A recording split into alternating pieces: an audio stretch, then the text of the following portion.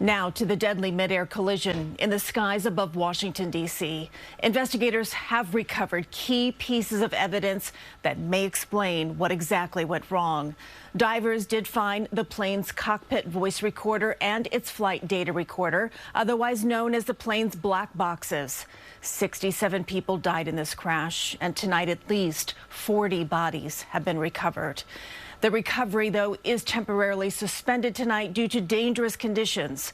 You're looking live at the crash site scene right now. Recovery efforts will resume at daylight tomorrow. We have team coverage beginning with investigative reporter Tim McNicholas. He is live from Reagan National Airport. And Tim, what are you learning tonight about the investigation? Christine, those black box devices were underwater, making them all the more challenging to find. But investigators knew they had to get to them because they may contain essential information. The National Transportation Safety Board, or NTSB, just released these photos of investigators working at their lab with those devices and the cockpit voice recorder. Now the efforts to recover evidence and bodies from the water has stopped, but only temporarily. Firefighters paused their recovery efforts after sundown Thursday due to unsafe conditions on the water. The president of the D.C. Firefighters Union says he expects the work to resume Friday morning.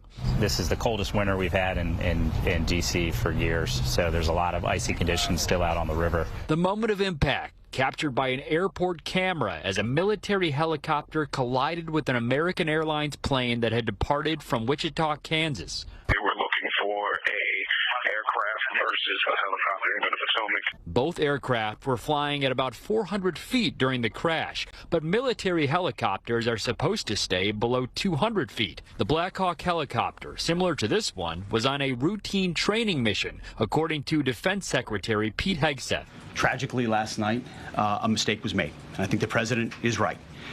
There was some sort of an elevation issue that we have immediately begun investigating at the DoD and Army level. CBS News has learned just one air traffic controller was managing helicopter traffic and some airplane traffic, a job normally done by two people. The National Transportation Safety Board says it is just beginning its investigation and has not determined a cause. Last night, being at the debris field, I expected to see plane debris. But whenever you look over and you see those bodies laying, that's someone's family. It could be yours. Some lawmakers have been expressing concerns for months about air traffic congestion and the busy airspace at Reagan National Airport. We've got very busy airspace. I think we will ask questions, but at the appropriate time. We are in this period right now where families are still being notified. We're trying to figure out what happened. The NTSB says it will be looking at, among other things, air traffic control and weather staffing played a role, but at this point they have not named any contributing factors. The National Union for Air Traffic Controllers says it stands by its members and it is prepared to work with the Trump administration on any efforts to improve safety. Christine. Tim, is there any talk of any local agencies from the New York area coming to help? You know, the president of the Firefighters Union here, he did tell me that FDNY offered to come by and help here in D.C. with those recovery efforts. He said, thankfully, right now, it is his understanding that firefighters do not need the help at this moment, but it was offered, Christine. All right. Tim McNicholas, live for us from the nation's capital. Tim, thank you. U.S. soldiers, figure skaters, coaches, and their families, all among those believed to have perished in this crash. Jenna DeAngelis has more now on what we know about those lost and how they are being remembered. A growing memorial at a skating club in Virginia and another in Boston as the tight-knit figure skating community mourns. We lost family members today. The skating club of Boston is a big family. That club lost 6 members in the crash, among them 13-year-old Gina Hahn and 16-year-old Spencer Lane, rising stars known for their phenomenal talent. Spencer's father says he was loved by everyone. From the adults running the club to the smallest skaters to the people that are, competing for a shot at the Olympics, they all just adored him. Both kids, just incredible parents, which just makes the loss even harder. Their mothers, Christine Lane and Jin Han, were also on board the plane, along with coaches Jenna Shishkova and Vadim Nomov. Husband and wife and former world champions. I've never seen anyone love skating as much as these two, and that's why I think it hurts so much. The group was returning from the National Development Camp held in conjunction with the U.S. Figure Skating Championships in Wichita, Kansas. Among the 67 people on board both the American Airlines plane and military helicopter. The crew chief on the helicopter, 29-year-old Ryan O'Hara, who leaves behind a wife and 1-year-old son. 26-year-old Azra Hussein Raza, who recently relocated to D.C. with her husband, and Samuel Lilly, one of the American Airline pilots, a 28-year-old who was engaged to be married this fall. It hits home for former Olympic figure skater and Long Island native Emily Hughes. There were so many up-and-coming athletes and their families and coaches on that flight that it's being felt throughout the whole community and will continue to be felt for many years. Echoed by Paul George, who was a member of the Boston Skating Club when it lost 18 members in a plane crash back in 1961. In 1961, I said, that's the day the music stopped, and the same has happened here again. We also learned 4 members with plumbers, pipe fitters, and steam fitters Local 602 were on the plane. And with the search ongoing, we're still waiting for more people to be identified in this tragedy. Christine? So many victims, Jenna. Thank you.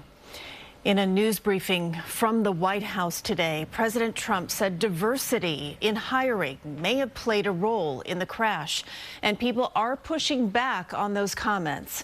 Dick Brennan is here now with more on that. Dick.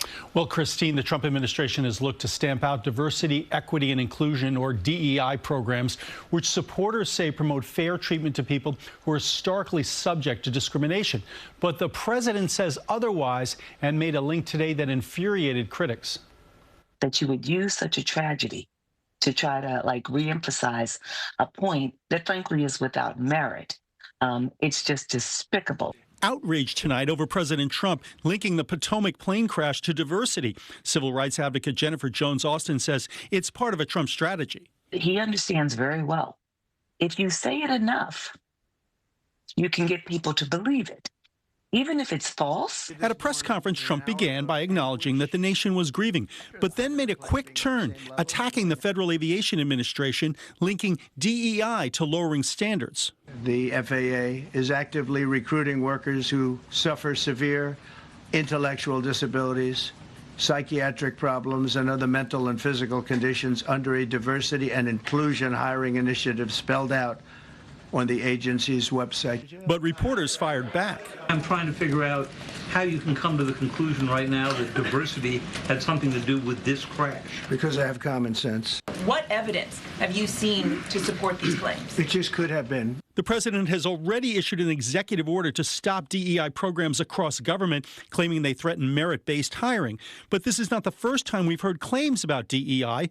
On X, Elon Musk linked it to the California fires. We immediately get this blame of a DEI boogeyman. Professor Kalila Brown, dean of Wesleyan University, says the president is playing shameless politics during an agonizing tragedy. I think it's so problematic because, again, it's not about parties or ideology. It's about, can we affirm the humanity of people that have been lost? The president also called former Transportation Secretary Pete Buttigieg a disaster, who in response posted that Trump should be leading, not lying. Christine. All right, Dick. Thank you.